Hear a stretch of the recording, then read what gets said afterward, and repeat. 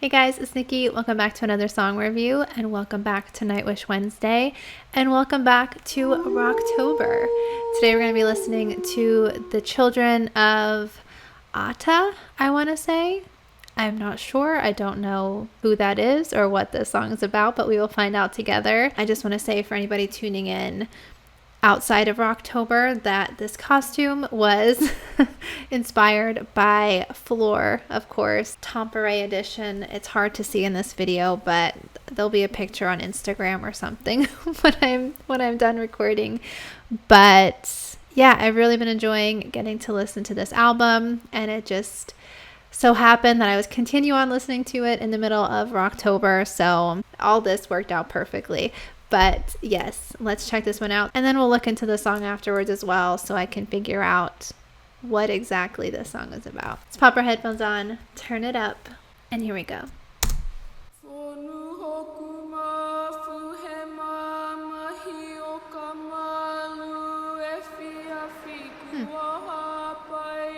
You can hear water in the background, waves.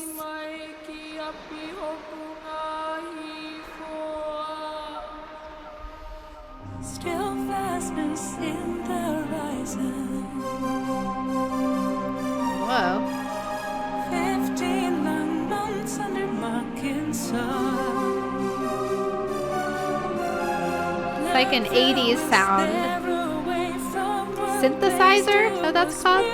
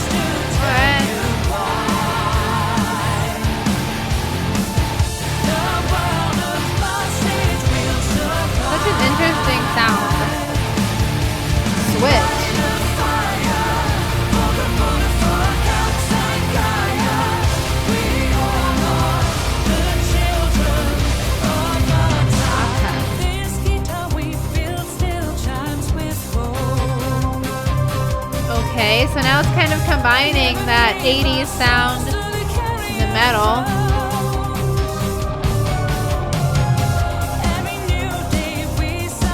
I can get into that.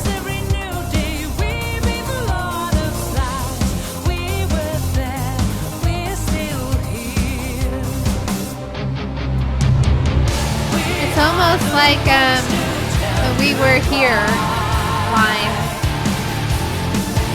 Said in a couple songs, but we were there.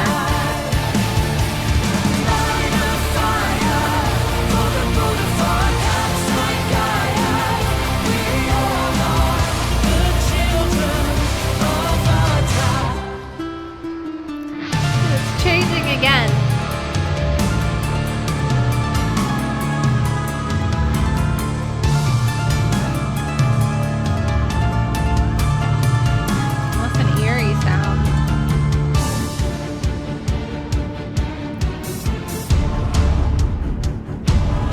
Building up that suspense.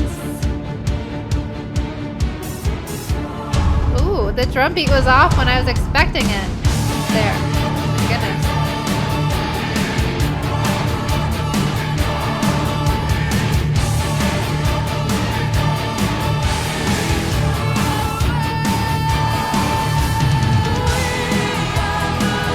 Guys, this is really good. The 80s sound, I was a little worried. Ooh. Oh, I talked over something good. Okay.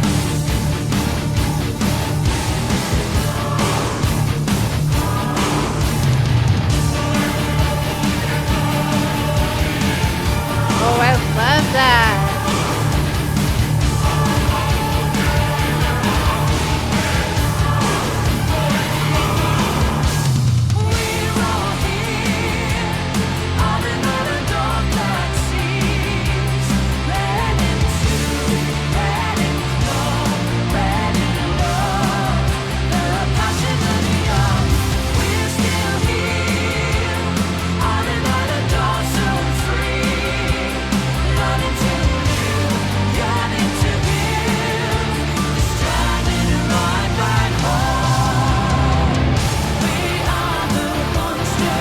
afraid to talk. I don't want to talk over something.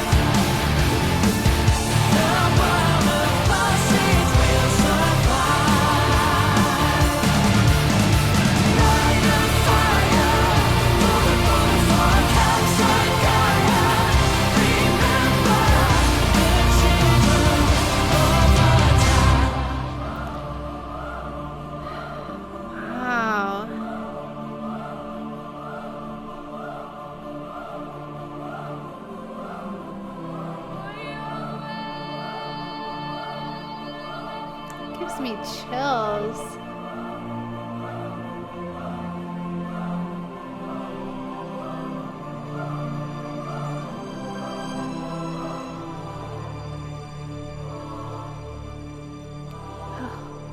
Just the little touches on a song like that.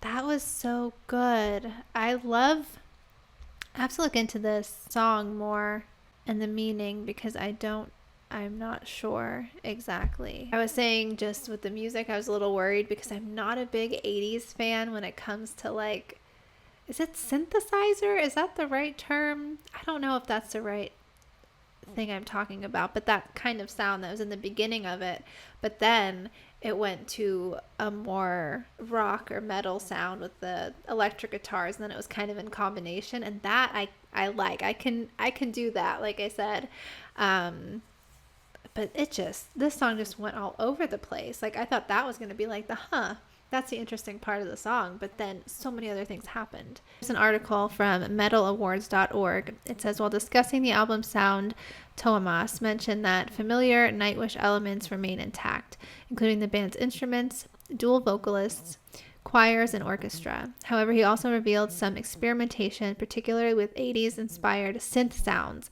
Synth. Is that what I said? Synthesizer? I guess I was right. On tracks 4 and 7. The Children of Ata, track 7, particularly excited Thomas, based on a true story of children stranded on a desert island who cooperated to survive. It challenges the Lord of the Flies narrative.